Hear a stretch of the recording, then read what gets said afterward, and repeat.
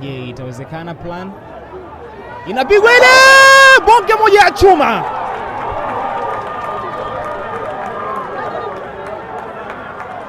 Ni namba 10 Mashaka Pogba. Ilihamishwa kwa uzuri kwelikweli na Yona Liega katika eneo la ulinzi. Hatimaye mpango umelipa. Licha ya kufanya makosa mengi kwenye dakika chache zilizopita, mpira mrefu uliopigwa, kitu ambacho anatakiwa kukifanya Pogba Mashaka ni kushinda ule mpira wa kwanza, na tachi yake ya kwanza imeweka mpira kwenye wavu. Goli moja kwa Vunja Bei, watu wa Fole wakiwa nyuma ya goli moja.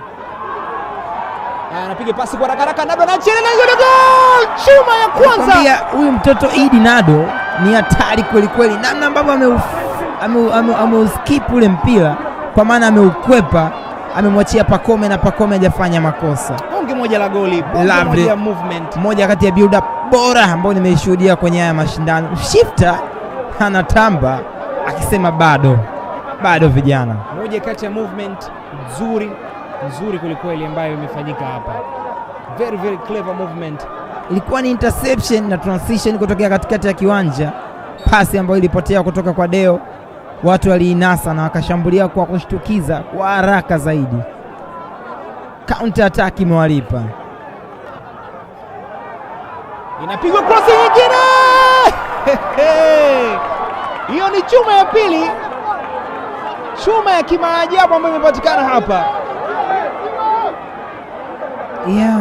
Ukiangalia golikipa huko chini, lakini jambo la busara zaidi ni kumwamuzi angewaita madaktari, kwa sababu jeraha kichwani ni moja kati ya maeneo hatarishi zaidi kwenye mwili wa binadamu. Pacome anamwambia referee, tazama kilichotokea, twende ukaone kwa macho yako. Sijui ni nini ambacho mwamuzi anakisubiri, lakini nafikiri kulikuwa kuna haja ya kuwaita madaktari kwa haraka zaidi.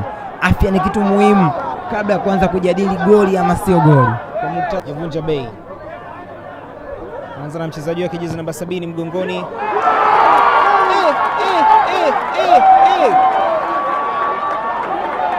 Fullback kutokea upande wa kushoto, ninamtaja jina lake, Yona Aliega. Amefanya majaribio kadhaa, lakini hili limelipa. Mimi nimebaki na mshangao, wewe je? Hata mimi nimebaki na mshangao kama alivyokuwa anashangaa golikipa wa watu wa Fole. Ni nini hiki? Ni chuma 3 zimeingia katika nyavu za makipa, wanaonyeshana umaridadi wakupiga tu. Pasi moja elekezi kwa mara ya kwanza naona katika mchezo huu, inapigwa kule na Oviedo. Zoefu wa kutosha, akili mingi, tulivu wa kutosha na ukatili uliojaa kwenye miguu yake. Hesabu vidole vya mikono yako vinafika vingapi? Ni 5. Anamwambia msishangilie sana, hii ni kawaida yangu. Hii ni chuma ya 5. Na inawezekana ndio mchezaji mwenye mafanikio ya kutosha kwenye mpira wa nchi hii kwa wachezaji waliopo hapo uwanjani. Anacheka mwamuzi, ni kama mwamuzi naye anaenjoy hiki ambacho kinatokea, hana upande, lakini mpira burudani, anachezesha huku akiwa anaona, kwa maana kuutazama mchezo.